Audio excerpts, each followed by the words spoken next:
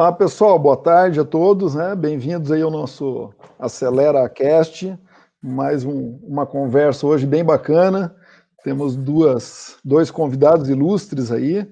Apresentar rapidamente a professora Dinorá, que é coordenadora do mestrado em administração, mestrado profissional em administração, gestão, internacionalização e logística, e da parte de negócios internacionais da Univale, né? A professora Dinorá tem vários artigos publicados em revistas no mundo todo aí, é um profissional altamente competente, né? Depois passo a palavra para ela também, falar mais um pouquinho dela. E o professor Amal, também um professor, doutor, pós-doutorado em economia, negócios internacionais também, atua na FURB, na Univale, juntamente com a professora Dinorá, né? Mais uma vez, gostaria de agradecer bastante a participação, a disponibilidade de vocês, né, de estarem junto conosco aí para a gente trocar, né, questões e assuntos referentes à internacionalização das empresas em momento de Covid. Junto conosco também está o Jackson Rovina, que é o CEO da EWACS, que vai participar da nossa conversa de hoje, né? Eu acho que a gente tem bastante assunto. A gente estava conversando antes do nosso bate-papo, né? Será que dava tempo de a gente encaixar em 45 minutos, 60 minutos a nossa conversa? Pelo aquecimento que a gente fez, se deixar, vai para 2 horas.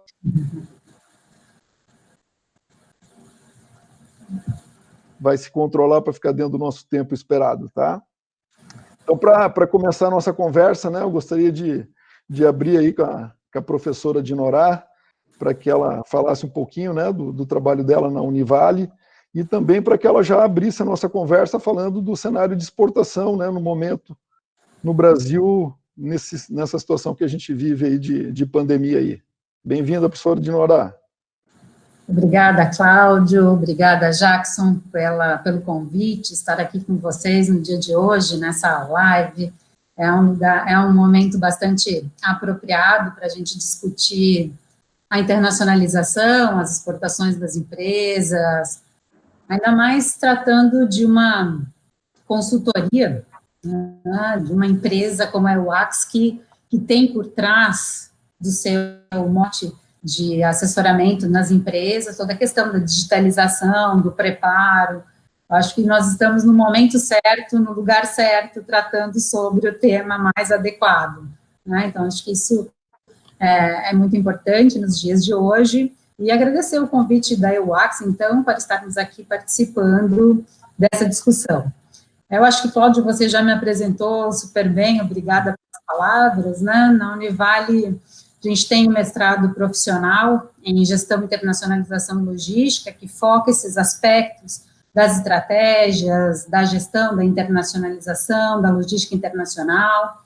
Também trabalho no mestrado e doutorado acadêmico, né, um olhar mais teórico sobre também esses aspectos, junto com o professor Mohamed Amal, e também trabalho na graduação, consultorias nessa linha da internacionalização das empresas, né? Então, esse é o foco do trabalho. Legal. Quer comentar já conosco, já a primeira pergunta, né, Dinorá, como é que você está enxergando esse momento da exportação, né, no Brasil? É um momento que, se olharmos friamente para o dólar, nós temos aí um momento maravilhoso, né? Nós temos aí um cenário incrível, onde um valor da nossa moeda está num valor muito baixo, ou seja, as exportações estão aumentando e consideravelmente o nosso valor lá fora está baixo, né? Então, os nossos produtos também têm esse valor abaixo do mercado internacionalmente. Mas não é só disso que as empresas brasileiras que mantêm as suas exportações podem se sustentar, né? Hoje o dólar está 5,60, 5,80, dependendo das turbulências políticas, né, ou de outros acontecimentos do cenário brasileiro, e não é só no dólar que as empresas brasileiras podem se sustentar mesmo, elas precisam ter uma sustentação mais estratégica, né? Então, eu vejo, como até disse o nosso ministro da Economia, o Paulo Guedes, neste sábado, num podcast dele também, que as exportações continuam crescendo no Brasil, diferentemente de outros países, e que nós estamos no momento ímpar das exportações, mas nós também estamos no final da safra dos alimentos, né? Então, é natural que nesse período, o que nós temos de melhor, que é a agroindústria, a nossa exportação esteja alavancada pelo momento da safra, né? Então, e quando isso tudo acabar? Né? Então, nós temos que nos preparar para outros momentos da exportação brasileira e continuar e melhorar também as exportações de produtos mais acabados, não só dessa matéria-prima, da nossa safra da agroindústria. Então, o dólar é um pilar das exportações brasileiras, mas nós temos que estar olhando para um outro aspecto, né? As empresas precisam se assegurar mais. Então, hedge cambial é importante para aquelas que não fizeram ainda, né?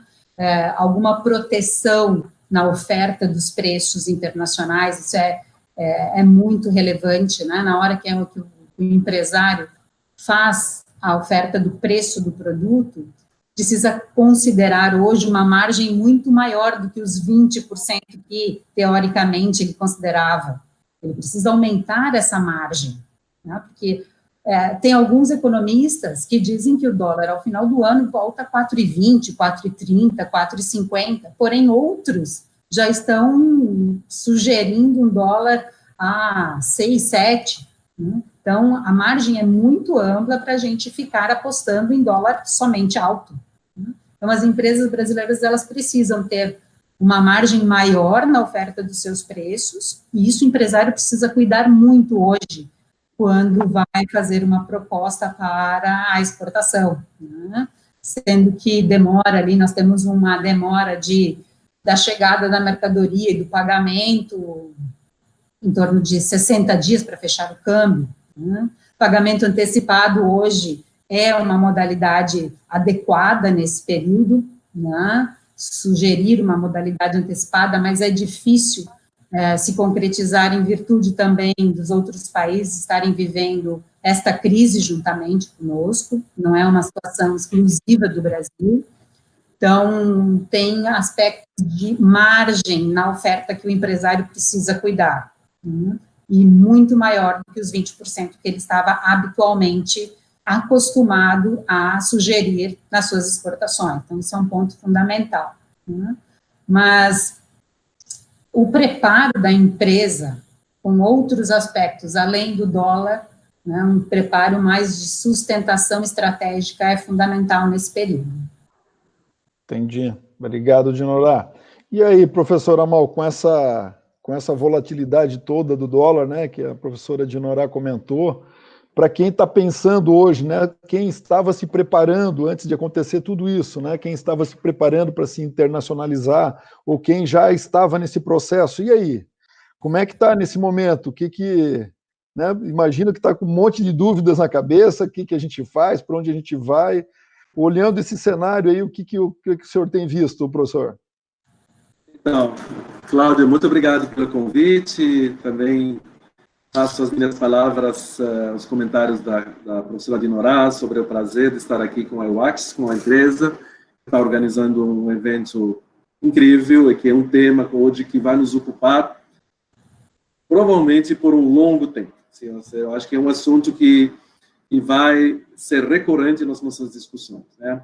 Então, eu vejo que realmente as empresas que estão começando para se internacionalizar deveriam também aproveitar a oportunidade de entender melhor o cenário.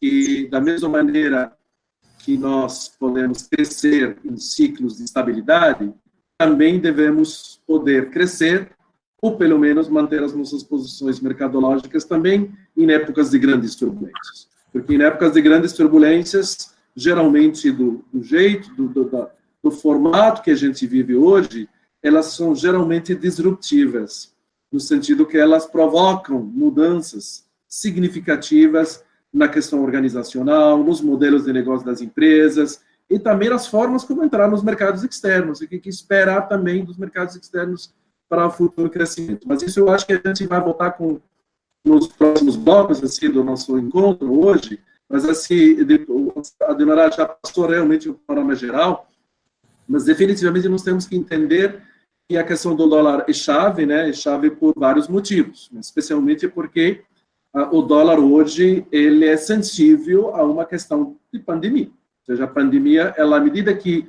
se amplia a perspectiva que ela vai durar mais tempo para ser controlada, que vai durar mais tempo para poder voltar, digamos, a certa normalidade, ou pelo menos conseguir trazer grande parte dos negócios para voltar a funcionar a 50%, 60% ou 70% da sua capacidade produtiva. Então, perante esse cenário, obviamente, o dólar vai reagir.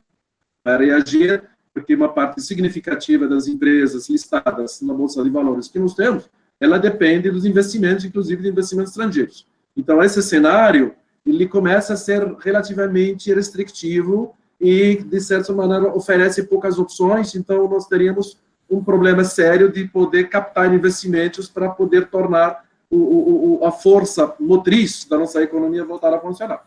O segundo fator que vai influenciar e vai continuar influenciando o dólar de maneira realmente na direção de maior desvalorização ou pelo menos maior volatilidade, né, que é o fator de estabilidade política. Nós, além de termos realmente, estamos enfrentando uma pandemia que não tem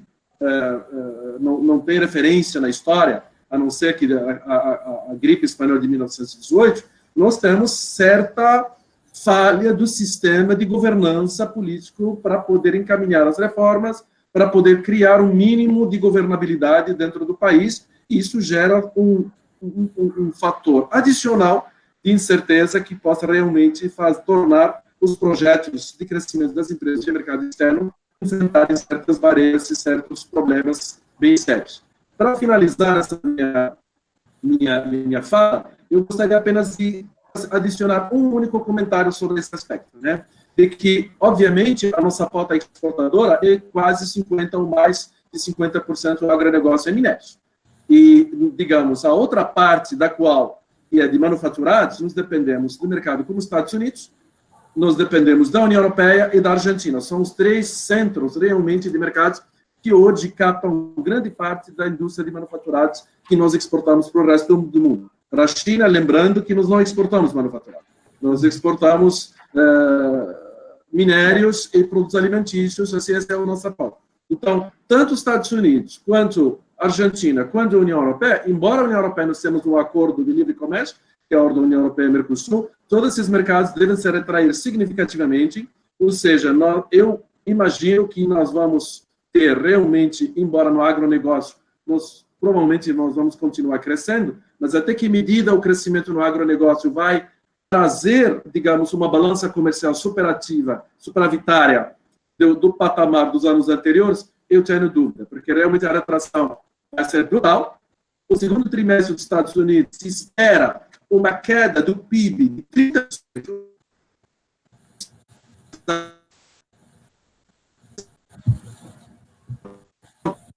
A Argentina, idem, que já está entrando no default, inclusive. A União Europeia, idem, também está esperando 8%, 9%. Então, provavelmente, nós vamos sofrer bastante da nossa pauta exportadora do lado das exportações de manufaturais. Acho que é importante lembrar aqui, Amal, que os contratos dessa exportação do agronegócio, desta safra, já foram fechados, muitos deles antes mesmo da pandemia. Porque da pandemia. É um mercado em que os contratos das exportações são fechados a priori, né? Quando já se tem a quantidade, o montante da safra, os contratos de exportação desse agronegócio, agrobusiness brasileiro, principalmente da soja, que está fechando agora, já foram fechados, muitos deles, claro, antes da pandemia. E o interessante, até um caso interessante de se pensar, que muitos contratos foram fechados na exportação com dólar a 4,80, né, e os insumos não foram comprados. Agora, esse pessoal que precisa refazer a sua safra para o próximo ano, ainda não comprou o insumo, então ele fechou os contratos de exportação a 4,80, né, e precisa comprar os insumos, insumos, a 5,60. Então, imagina aí, se ele não tiver uma margem nesse lucro para a volatilidade da moeda, vai ficar bastante difícil. Então, o que a gente está vendo hoje, como a gente vê em todos os anos, é o resultado dessas safras, né? Mas, como a Mal mesmo bem comentou, a gente não pode ter essa dependência, né? Porque agora, como é que vão ser as próximas? Sem os insumos, com o dólar alto, com a volatilidade maior, a indústria precisa entrar mais fortemente nesse cenário e exportar maior valor agregado para a gente diminuir a dependência da agroindústria brasileira, né? Acho que um comentário só para o Cláudio, se me permite apenas um comentário muito rápido. Perante esse cenário que a Dinora está falando, eu acho que a gente, para o agronegócio em especial, nós temos os futuros, que são as negociações dos contratos futuros, assim, de exportação de soja, de milho, de café, todas essas coisas, tudo isso vai ter uma influência significativa e provavelmente nós vamos ter uma certa inflação em termos de preços de alimentos, assim, justamente puxados pelos contratos futuros negociados na bolsa.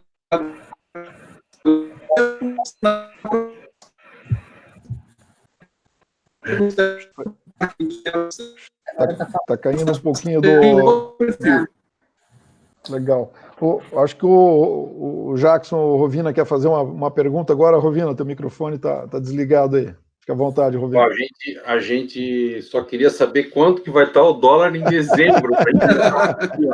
Vamos fazer um bolão aqui, ver se a gente acerta, né? Não vai ser fácil, né? Mas eu acho que de tudo isso que a gente falou, tem uma palavra que está recorrente, né? Essa incerteza. A gente não sabe, e não é só por causa do Covid, né? Por causa do governo, por causa de política, algumas opções até que a gente tem hoje de governo fazem esse jogo não ser para amadores, né? É muito difícil. Então a gente fica pensando, a gente ajuda algumas empresas aí na seu processo de planejamento estratégico e fica tentando imaginar a cabeça do empreendedor, de um grande empresário ou de um administrador, né? No momento desse, uma coisa é a gente dizer das benesses de um dólar alto para quem está exportando. A outra coisa é a gente falar assim, agora vamos fazer uma aposta de aumentar a nossa capacidade para exportar, né? E sem saber quanto vai ser esse dólar daqui a um ano, se vai ser competitivo, se não vai, né? Então, eu acho que essa é uma dúvida, né? Será que a gente vai entrar num caminho onde exportação vai ser bom? Acho que a outra dúvida que a gente já começou a falar antes até será que passaremos a ser um provedor de algumas coisas que nos últimos anos a gente fez a opção, vamos comprar onde é mais barato, né? Ou seja, na Ásia, né? Não vou nem falar China, né? Na Ásia. E será que vamos internalizar algumas coisas dessas? Nosso plano estratégico dá para prever isso? Ou é uma oportunidade agora aproveitar o dólar, porque oportunidade para aproveitar o dólar é quem está com a exportação pronta e não tem um hedge, não tem, né, uma amarra aí, um contrato anterior, né? E aí sobrou pouca gente nessa situação, né? E está mais ligado ao mundo financeiro, ganhar dinheiro, do que ao mundo produtivo, né? Então, como é que para quem é do mundo produtivo, aposta no que agora, né? Jackson, vale lembrar que o importador ele sabe quanto está a conversão da moeda aqui. Isso fica claro no comércio exterior, né? Eu sei quanto está a conversão da moeda nos Estados Unidos, na China, enfim, euro, dólar, ien, todas essas questões do importador e do exportador estão por dentro. Então, ele sabe que com essa taxa do dólar aqui no Brasil, a primeira coisa que ele vai fazer é pedir desconto, né? Não é que toda essa conversão da moeda vai se transformar em lucro para o exportador. Então, é muito comum, neste momento, em qualquer oscilação para cima da moeda estrangeira, o importador liga para o exportador, mesmo com a mercadoria a caminho, já diz assim, olha, eu só vou aceitar caso você aí me dê um desconto de 20% no mínimo, sei que a moeda aumentou 60%, 30%, 40%, enfim, preciso de um desconto. Então, isso é muito comum nas negociações de exportação e importação, né? O desconto em virtude da volatilidade da moeda. Então, o exportador, na minha opinião, não pode contar com o dólar alto para garantir o lucro das exportações.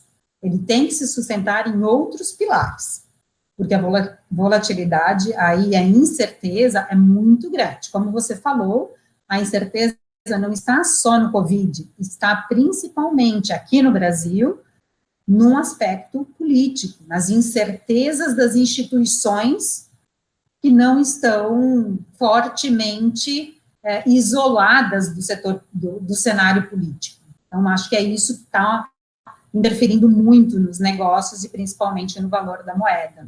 Né? Mas você não deu teu chute para o bolão. Deixa eu fazer um comentário, Jackson, a esse respeito. Eu acho que a pior coisa que se pode pedir para o economista é qual será o dólar no final do ano. Isso realmente, embora temos modelos matemáticos para prever o dólar, assim, para avaliar, mas eu acho que a gente pode, com certeza, que a volatilidade vai continuar de maneira bem elevada. Praticamente, o que significa isso para as empresas? Com volatilidade alta, o hedge é impossível.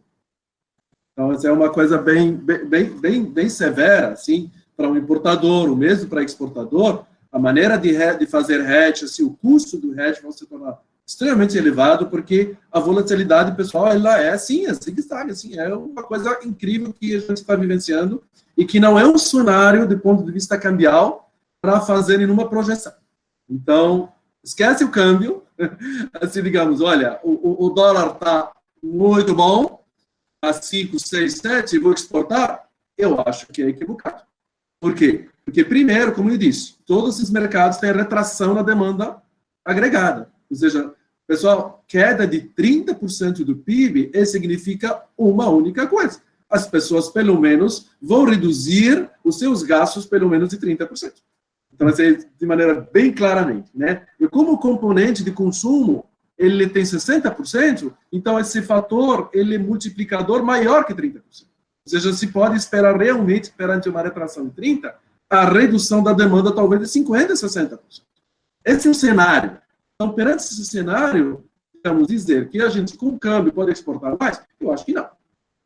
Além disso, a projeção da Organização Mundial de Comércio, da queda do comércio em torno de 30% a 40% para esse ano. Lembrando, pessoal, que esse desempenho que nós estamos tendo esse ano, ele foi acelerado pela Covid.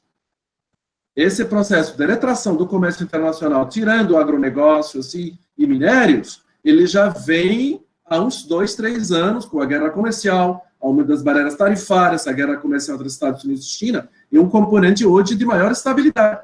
Notam, pessoal, o dólar, toda a parte dele, cada vez que os Estados Unidos abrem uma nova janela de conflito com a China, o dólar dispara completamente, barreiras, ou seja, nós temos, além da Covid, uma insegurança e uma falha do sistema multilateral de governança das relações de dispute settlement, de conflitos comerciais que podem existir. Então, é um cenário, infelizmente, eu sou obrigado a dizer, para o comércio internacional, para os produtos manufaturados, é um cenário relativamente pessimista. Uhum. Bom, aproveitando a... Não tem como fazer bolão. Não é. O professor Adinorar, aproveitando a pergunta do Jackson ali, né? Em função de toda essa preparação que ele colocou, alguns segmentos vão estar mais preparados, outros nem tanto, né? E tendo essa entrada de novos investimentos estrangeiros no mercado, que recomendação que você daria, né, para o empresário que está pensando na internacionalização, né? Ele quer participar dessa cadeia global, e se esse é o momento mesmo de aproveitar essa onda, ou vai ter uma outra onda depois, né? Então, que recomendação que você daria para quem está nesse momento aí? Bom, como toda onda, ela passa, né? Então, as empresas precisam estar, desde já, preparadas, né? Elas não podem esperar a onda passar para se preparar, para se inserir numa cadeia de valor, né? Tem 2 pontos na sua pergunta, Cláudio, que ficam bastante evidentes. Uma é este preparo anterior. Mas eu queria voltar num ponto da sua pergunta e comentar um pouquinho sobre essa inserção das empresas, desses investimentos estrangeiros, como é que ficam esses investimentos estrangeiros, né? Então, nós temos os investimentos estrangeiros das empresas brasileiras, os novos, aquelas empresas que estavam pensando em fazer algum tipo de investimento estrangeiro direto por meio de um greenfield, por meio de uma aquisição de empresas no exterior, né? Eu acho que esse é um ponto que fica muito relevante nesse momento, as empresas estavam se preparando para se inserir em novos países, em novas cadeias, e também os investimentos estrangeiros direto no Brasil, né? Então, acho que esses dois momentos são bem importantes para essas empresas que estavam se preparando. Para as empresas brasileiras que ainda não estão ou que estavam pensando em novos investimentos estrangeiros, eu acho que fica muito claro o cenário que isso vai ter uma parada significativa nos próximos 18, 24 meses. Não, as empresas estrangeiras brasileiras, vão se retrair e vão buscar o pouco lucro que elas tiveram nesse período, absorver e fazer investimentos, reinvestimentos internos nas organizações. Reinvestimentos esses na parte estratégica, na parte de tecnologia. Acho que esse é um momento da empresa, ao invés de fazer novos investimentos estrangeiros no exterior, investimentos diretos no exterior, as empresas brasileiras vão ter que olhar para dentro e reinvestir este lucro que conseguiram neste período em inovação, essa transformação digital das organizações que o Covid simplesmente agilizou, antecipou uma transformação. Então, as empresas brasileiras precisam se antecipar e transformar essa inovação, essa digitalização em seus negócios, ao invés de adquirir uma empresa estrangeira, ao invés de fazer um greenfield no exterior, né? Do lado, as empresas estrangeiras, eu acho que vai haver uma realocação desses investimentos estrangeiros diretos. O que nós vimos neste momento? Vimos gravemente uma dependência do mundo a insumos chineses, a insumos asiáticos, né? E vimos o quanto a logística é realmente difícil e que grandes países como os Estados Unidos conseguem, então, absorver as negociações com esse tipo de país devido à força que tem internacionalmente. E os outros países ficam sem poder adquirir insumos que estão sendo considerados hoje estratégicos, que é a área farmacêutica, a área de tecnologia na saúde. Então, esse é um setor que hoje está sendo visto como estratégico. E se percebeu que esse setor estava totalmente voltado à produção de seus insumos, matéria-prima ou maquinários, totalmente voltados na China, especificamente, né? Então, os países já estão com projetos de realocação estratégica de investimentos estrangeiros dos seus países. Por exemplo, Japão, Coreia do Sul, França tem projetos estratégicos em nível governamental para que esses investimentos estrangeiros sejam realocados, ou sejam trazidos para os seus países, como é um projeto da França, voltar para casa esses ativos estratégicos, ou realocá-los em outros países, né? Então, nós temos aí uma grande oportunidade para o Brasil em ser em atrair esses investimentos estrangeiros, né? Porque nós temos mão de obra, nós temos relativamente barata, né? Nós temos recursos naturais. Então, por que não sermos atrativos para estas empresas? Por que não alocarmos parte desses investimentos estratégicos que estavam na China, né? Como um planejamento estratégico do país? Então, nós temos esse segundo cenário que só depende de transparência econômica e política institucional brasileira. Enquanto a gente não tiver estas instituições brasileiras fortes, uma política e economia transparente, nós não seremos atrativos para esses investimentos estrangeiros diretos.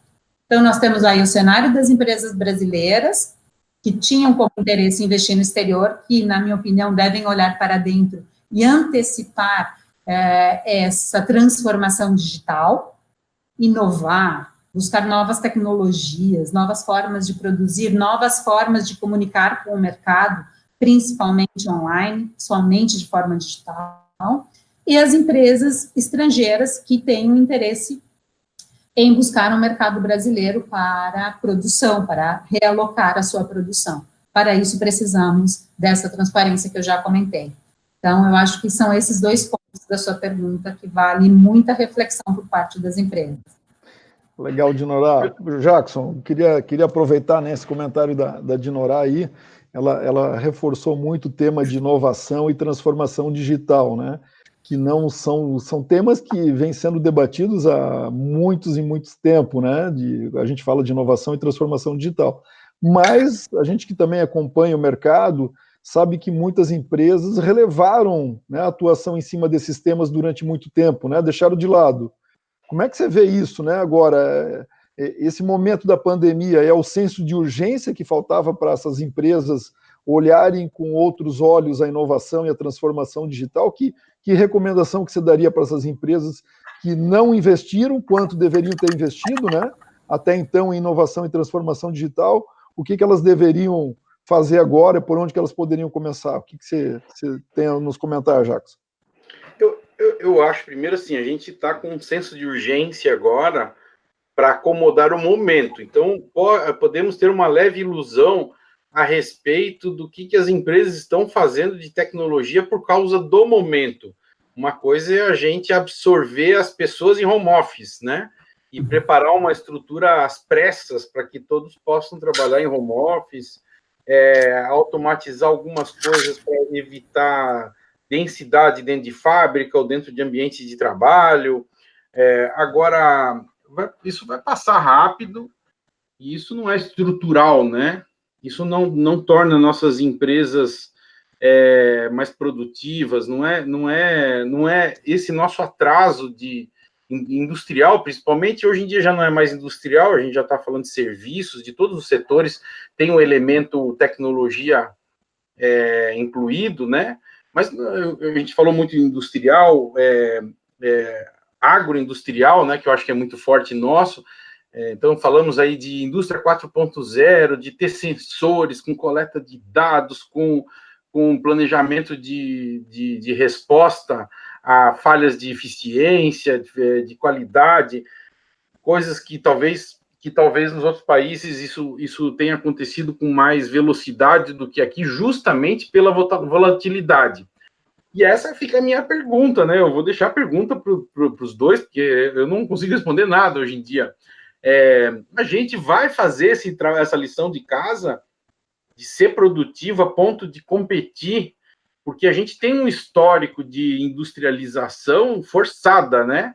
O período militar nosso nos mostrou, inclusive, o lado ruim disso, né?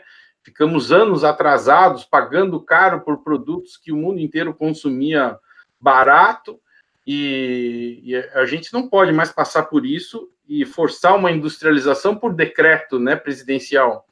Essa industrialização precisa acontecer de outra forma.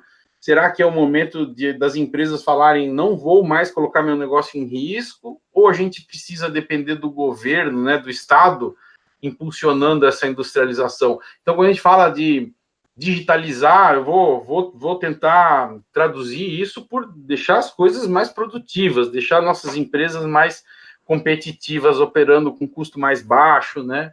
E com mais qualidade, menos erro, mais eficiência, né? Então, quando a gente fala de digitalização, está falando disso tudo, está falando de indústria 4.0 e está falando de a gente preparar nossas empresas para poder ter algumas operações que atendam o mundo e não só o Brasil, né? Eu acho que a instalação, como a Dinorá falou, né, a instalação de capital externo no Brasil a gente tem um atrativo muito grande, nós temos 200 milhões de habitantes, né? Só aí a gente já está falando de uma população com consumo que alimenta a instalação de empresas, né? E que justifica muita coisa, né? Agora, como é que a gente dá uma... Como é que isso vai acontecer, será? Se for acontecer, né? Essa nossa reindustrialização pela nossa capacidade, ou não vai acontecer, vai ter de ser a forceps, né? Vai ter de ser um decreto presidencial, não é possível que seja esse o caminho, né? Então, será que as empresas com essa volatilidade todas vão fazer a opção? Vamos nos preparar para ser bom em algumas coisas? Será que a gente vai ter alguns setores que nós vamos ser bons? Talvez essa seja a pergunta, né? Será que tem alguns setores que os empresários e os administradores vão ter segurança, né? Mesmo com o mundo volátil, vão ter segurança para ir lá fazer aposta, com o Estado ajudando junto, com o BNDES despejando dinheiro, com investimento externo? Que setores esses são os setores pujantes do Brasil, né? Eu acho que a gente tem capacidade só pelo nosso mercado interno, de melhorar toda a nossa indústria. Mas não é uma aposta fácil, né? Eu queria devolver a pergunta. Vocês acham que setores vão conseguir fazer aposta com essa volatilidade? A gente já está falando de 1 ano e meio que ninguém sabe o que vai acontecer com o dólar, nem com nada, né? Com exportações, importações. E aí, quem vai tomar essa frente? Será que as empresas farão isso por conta própria, com volatilidade? O histórico diz que muito poucos fazem, né? O Estado tem de intervir. Qual a intervenção que tem de ter, né? Como é que nós vamos sair dessa armadilha, né, da volatilidade, né? E aí, professor Amal, uma perguntinha bem fácil aí para o senhor ajudar a gente. Muito fácil, muito. Eu acho que, o Jackson, assim, muito obrigado pelas suas reflexões, né? Muito legal. Eu acho que a gente precisa distinguir o que é agora, o que é futuro, né? Eu acho que agora nós sofremos um choque inicial que chama choque da oferta. Significa o quê? A economia parou. Traduzindo em miúdo, as empresas fecharam as portas, não estão produzindo. Então, esse é o primeiro problema que a gente tem que enfrentar. Ou seja, assim, nós estamos, para esse ano, perante o seguinte cenário, o seguinte desafio: trazer a economia de volta para produzir dentro da capacidade produtiva existente, dentro das tecnologias existentes, assim por diante. Então, esse é o ponto que a gente não pode perder de... Então, toda essa discussão do trade-off entre saúde e economia é uma discussão complexa e quer dizer, olha, de que maneira, em que velocidade voltaremos a produzir normalmente a plena capacidade produtiva. Esse é o ponto. Segundo ponto, eu acho que nós temos que pensar o seguinte, que as questões da digitalização da economia, a Dinorá está lançando um livro organizado sobre o tema, que está saindo agora daqui a pouco. Então, essa questão da digitalização não é um assunto que surgiu com a coronavírus.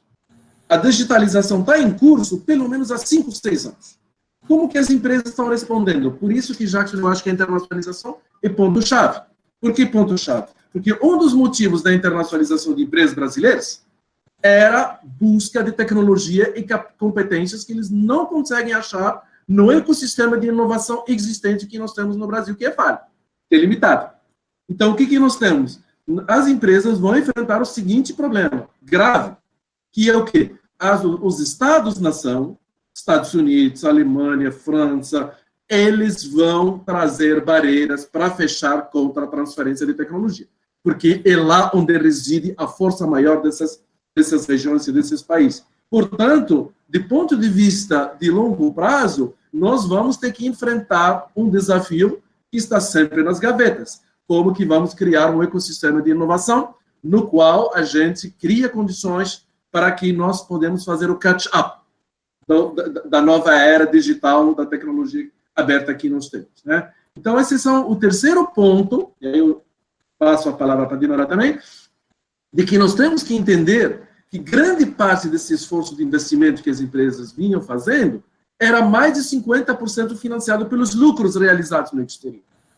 Esses lucros são em queda brutal, ou seja, nós esperamos, tanto em termos de recebimento, desinvestimento, quanto de empresas brasileiras investindo no exterior, nós vamos ter uma retração significativa, porque é um momento de otimização dos recursos para preservar posições mercadológicas.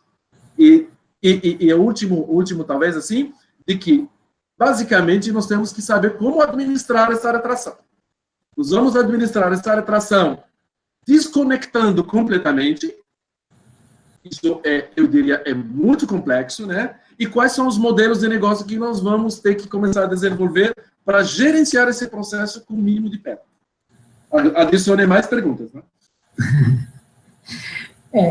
Eu acho que essa discussão a gente poderia ficar aqui a noite inteira, né?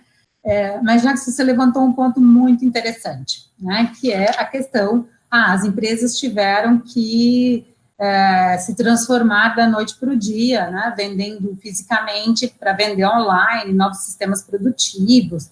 Um pequeno exemplo, um restaurante, né? Um restaurante que não estava aberto ao iFood ou qualquer outro aplicativo de venda, pelo menos um WhatsApp, que pudesse ter, em uma semana, uma mudança estratégica no seu plano de negócios, mesmo que isso não fosse fortemente oficializado no seu negócio, mas ele perdeu. Né? Nós já estamos desde março neste momento, ou seja, transformar as vendas do físico para online já ocorreu. Não é mais esse momento, isso é passado. Então, as empresas que não fizeram isso ainda, então, já não conseguem mais sobreviver, né? Então, isso nós estamos falando de um pequeno negócio a uma grande indústria. Empresas que, né, não conseguem ter outras formas de venda, realmente paralisaram as vendas por muito mais tempo e tiveram um prejuízo enorme. Né? Muitas até fechando, porque seu modelo de negócio ou seus empresários não conseguiram transformar a mentalidade ou o seu negócio rapidamente. Então, isso já passou. Nós já estamos em maio e a transformação das vendas do físico para online foi. Quem pegou, pegou. Quem transformou, transformou. Tá?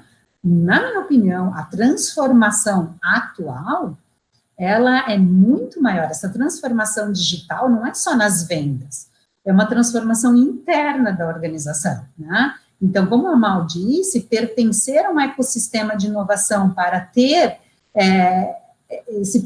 pertencer a essa cadeia global, não de produção, e sim de inovação, é hoje a chave, né? Porque os países vão se fechar mesmo, né? Aí eu já insiro aqui, que depois eu quero que o Amal comente um pouco mais, ele está, inclusive, escrevendo um artigo sobre isso, sobre a deglobalização, né? Então, os países vão olhar para dentro, sim, vão buscar alternativas à importação. E aí, como é que fica o Brasil nessa situação onde grande parte da nossa inovação, da nossa digitalização vinha de fora?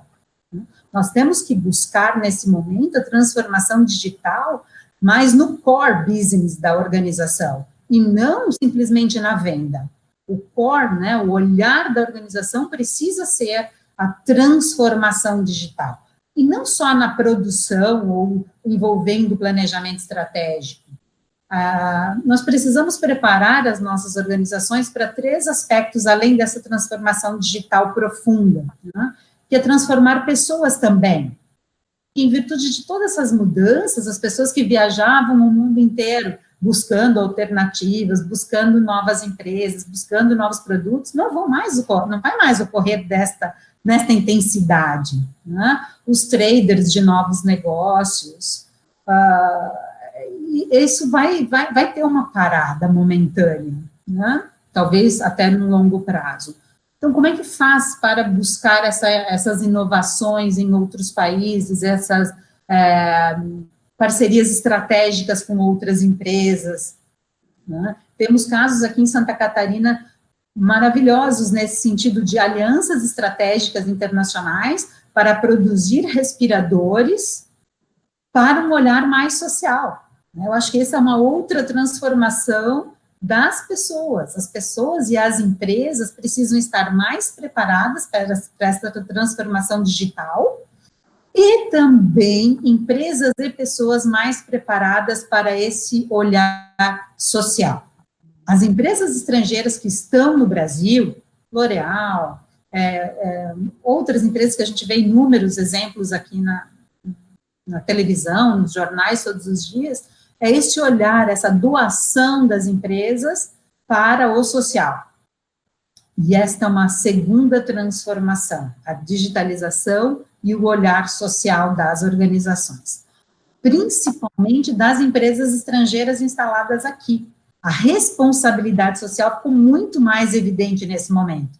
Então, eu não sei se há um setor estratégico que vai se despontar, não posso te garantir que haverá sim setores estratégicos num olhar governamental, que é da alimentação e dessa área farmacêutica, médica, que está se mostrando muito estratégica. Mas há, nesse momento, dois focos novos da organização e que precisam mudar rapidamente, que é a transformação digital de empresas e pessoas e de um olhar mais voltado ao social. Acho que são dois aspectos que, se as empresas estiverem nesse momento trabalhando sob este foco, elas vão se diferenciar dos concorrentes, sim, independentemente do setor.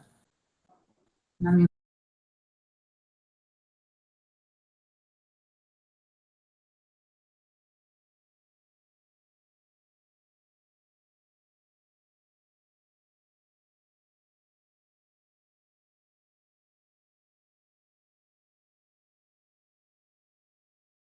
para as cadeias globais de valor é eminentemente geopolítico hoje.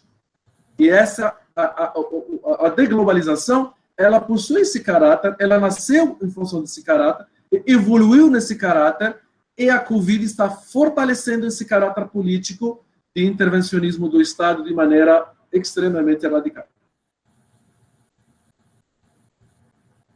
Terminei, Cláudio. Voltou a bola, né? Devolver a bola para o Jackson. Voltou a bola, Jackson, está contigo a bola de novo aí. Jackson, a bola está contigo. Só comentar, né, que a gente vê aí, para que fique claro esse aspecto da deglobalização, a gente já vê aspectos como o Brexit, né, como um exemplo deste movimento da deglobalização. Né? Então, aí temos um exemplo claro de que há essa onda da deglobalização, e agora, com a Covid, há ainda mais uma aceleração nesse aspecto da deglobalização, em virtude dessa dependência asiática dos produtos estratégicos. Acho que esse é um olhar, né, que o Jackson até falou, quais são os setores que vão despontar, né? São setores estratégicos que, em virtude da pandemia, se sentiu a necessidade e se sentiu dificuldade de acesso. Então, são setores que os governos, pelo menos, vão interferir mais, e haverá um olhar mais estratégico de políticas nacionais para retrair esses investimentos estrangeiros lá na Ásia e voltar esses produtos para os países ou para países onde há maior e melhor acesso, principalmente logístico. Acho que esse é um ponto central da questão talvez um comentário sobre as questões, que setores são estratégicos. Se nós olhamos essa onda de deglobalização desde os anos 2016, 2017, se nós olhamos os discursos dos políticos, todo setor é estratégico. E sabe por que essa discussão de estratégico? Porque, pelo menos, para fazer um salvaguarda dentro das regras da OMC. Porque se você considerar que um setor estratégico, você foge ao princípio da nação mais favorecida. E você pode aplicar as tarifas que lhe dá o prazo de 3 anos, que você pode ampliar para 4, para 5, e você pode fazer. Então, a onda de discussão do que é um setor estratégico é uma onda eminentemente que responde a preocupações populistas dentro de governos. Começou lá no Reino Unido, nos Estados Unidos e assim por diante. Então, o que são setores estratégicos? Aqueles, eu acho que qualquer um pode servir. pode servir. Agora, é o seguinte, cada país vai realmente definir sua política de desenvolvimento daqui para frente, com base nesse novo cenário, e decidir onde que eu vou investir em pesquisa e desenvolvimento, onde eu vou fortalecer o ecossistema de inovação, onde que eu vou atrair novas empresas, porque eu não tenho competências para isso. Então, essas perguntas são básicas, aparentemente que são fáceis de fazer, mas nem sempre, porque tem um componente político que atrapalha, e muitas vezes, uma clareza sobre essas linhas, né? Então, o risco de que o governo está intervindo de maneira maciça nessa aqui, obviamente, tem sentido. Ele precisa recuperar a oferta, precisa trazer a economia de volta, precisa distribuir dinheiro para pessoas que não têm mais emprego. Então, essa intervenção é legítima, é acordo. Só que no Brasil nós temos um histórico muito grave. Cada vez que se apresenta essas oportunidades, o governo, ele simplesmente torna radical, passa a intervir nas regras de jogo do próprio mercado, torna os processos menos eficientes, intervém na alocação dos recursos e gera, de novo, um programa nacionalista que, desta vez, nós sabemos, sim, que deu errado no passado. Então, assim, eu acho que esse é o risco maior. Nós temos um setor privado espetacular, ainda mais em Santa Catarina, histórico de empreendedorismo, de inovação, de sucesso, enfrentamos várias crises de enchente, todos os tamanhos, e Santa Catarina sempre foi realmente na altura de trazer respostas empreendedoras, inovadoras para os problemas. Então, eu acho que é preciso o governo dar espaço para essas empresas operassem dentro de um espaço de inovação e de comprometimento social para superar a pandemia e voltar para a normalidade. Legal, obrigado aí. Só para a gente fazer um fechamento, né? Como toda crise que foi falado aqui, obviamente existem riscos, mas também foi comentado uma série de oportunidades que vão surgir diante desse novo ambiente, né? Quando a gente fala de deglobalização, a professora Dinorá reforçou muito a questão da inovação, da transformação digital, né? O Jackson também reforçou esse aspecto aí, e junto com o professor Amal. Então, só para a gente finalizar a nossa conversa, está muito boa, acho que tem muita coisa, né? Acho que se a gente fosse falar do trade-off hoje da economia com, né, segurança à vida, só isso já daria uma conversa longa, que é um debate que a gente acompanha aí também nas redes sociais, que eu acho que não terminaria num dia, né, esse debate. Só para discutir o trade-off, vamos organizar, né? Uma segunda. Acho que a gente tem que fazer uma segunda. Eu acho que tem um outro debate que a gente não tem tempo para discutir aqui, né, mas é um debate bem interessante, seria também a gente falar de inovação, porque inovação é um termo que todo mundo fala, todo mundo comenta, mas a gente ainda percebe, né, que quando vai nas empresas existe um certo fantasma. Mas o que é esse tal de... Como é que eu tangibilizo inovação? O que é inovação? É só criar um produto novo? Né? É só fazer um negócio novo? Isso é inovação? Então, acho que esse também é um tema ainda que a gente tem uma grande oportunidade de melhoria, de crescimento em todas as nossas empresas, né?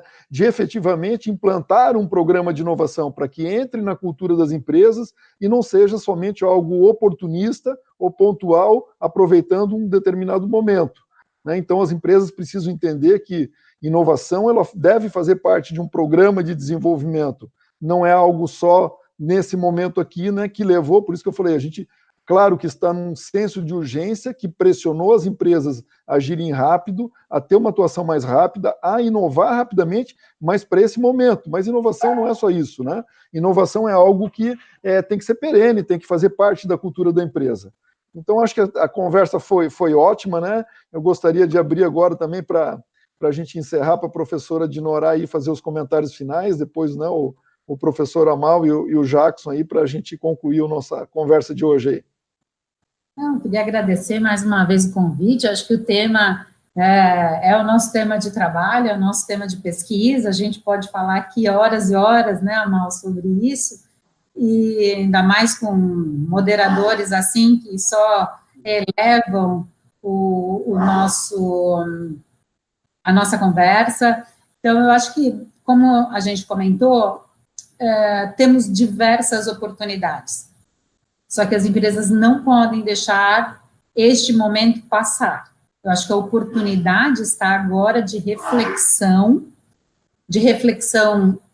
interna das organizações, né, de verificar o que elas têm de melhor, né? As empresas hoje, nesse momento, têm que olhar muito para isso e verificar, não pode mais querer ser bom em todos os aspectos, a empresa precisa ter um core, precisa ter um negócio que realmente ela entenda, e é isso que ela precisa transformar nas organizações, né? Olhar para fora, que se ela continuar pensando em políticas públicas de dependência interna, que o governo vai ajudar, e que é isso que vai manter as empresas, 200 milhões de consumidores no Brasil. Não, não é. O olhar externo, ele é o que vai manter, mesmo com a dificuldade da volatilidade do dólar, mesmo com a dificuldade do consumo internacional, a empresa que deixar de exportar, a empresa que deixar de ter o acesso a mercados internacionais, vai perder a onda e recuperá-la é muito mais difícil. Então, é importante, mesmo com dificuldade, com incerteza, com insegurança, manter a onda internacional. E olhar para dentro e buscar realmente o que a empresa tem de melhor, auxiliado pela transformação que deve ocorrer em pessoas, em empresas e em empreendedores. É isso. Legal, obrigado, Dinorá. Ótimo. Professor Amal, tá obrigado, contigo. Cláudio, Jackson, eu queria agradecer muito pelo convite, foi sensacional. Eu realmente contem comigo no futuro. Eu tenho o maior prazer de conversar ainda mais com minha amiga Dinorá, que nós trabalhamos juntos, a gente escreve junto, participa junto. E se me permite, eu vou fazer uma pequena propaganda, tá? E nós temos um núcleo de pesquisa em negócios internacionais, que envolve pesquisadores da FURB, da Univale, e realmente tem vários pesquisadores, mesmo não pertencentes às nossas universidades, eles se integram ao nosso núcleo, é um ambiente de discussão extremamente produtivo. Eu acho que o convite está feito para vocês, realmente nós temos talvez um dos raros programas assim, que trabalha a internacionalização e negócios internacionais, e será com muito prazer assim, receber feedbacks de vocês e contribuições de vocês. Muito obrigado. Jackson, está contigo. Queria dizer que nessa sessão de hoje, eu só lamento que ninguém me disse quanto vai ficar o dólar em dezembro. Eu vou dizer em particular. Eu tinha uma viagem para julho, já não sei mais o que eu faço, eu acho que eu vou ter Não tem voo. Não tem. Vou ter de ir para a praia aqui mesmo, e fica assim mesmo, né? Bom, foi um prazer, eu vim muito ansioso de ouvir vocês, fiquei muito feliz com coisas que eu ouvi, especialmente, assim, essa mensagem de que a gente tem muita coisa dentro de casa para arrumar, né? A gente não precisa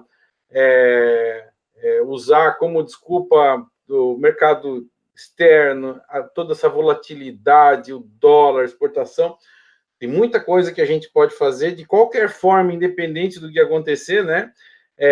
A gente digitalizar nossas empresas, a gente construir um ambiente de agilidade, né? De velocidade de tomada de decisão. Nós fomos colocados à prova agora nos últimos meses, né? Acho que a gente aprendeu isso, esse foi o aprendizado, né? Que a gente ter velocidade e ter essa capacidade de adaptar nossas empresas e, né, essa clareza de que tecnologia não tem mais, isso não é mais um vocabulário estrangeiro, né? A gente tem de entender disso. E todas as empresas do restaurante da esquina têm de entender isso, não é exclusividade de mais ninguém, não precisa ter um gerente de TI na empresa para precisar navegar sobre tecnologia, né? Todos nós temos de fazer essa opção da tecnologia. Prova disso, estamos aqui, né? Combinamos tudo remotamente, falamos remotamente, né? Isso hoje tudo é algo que talvez uns anos atrás não seria tão fácil, né? Enfim, um prazer ouvir vocês, muito bom, e queria ter mais umas 3 horas aqui para ver se chegava nas reflexões do dólar, né? A gente não chegou, mas vamos lá, então tem uma briga aí, né, com esse dólar, né? Enfim, tem os mais pessimistas, né? Tem gente dizendo que não volta, não baixa, mas vou acreditar que vai baixar um pouquinho, né? Obrigado, viu? Muito obrigado, foi muito bom.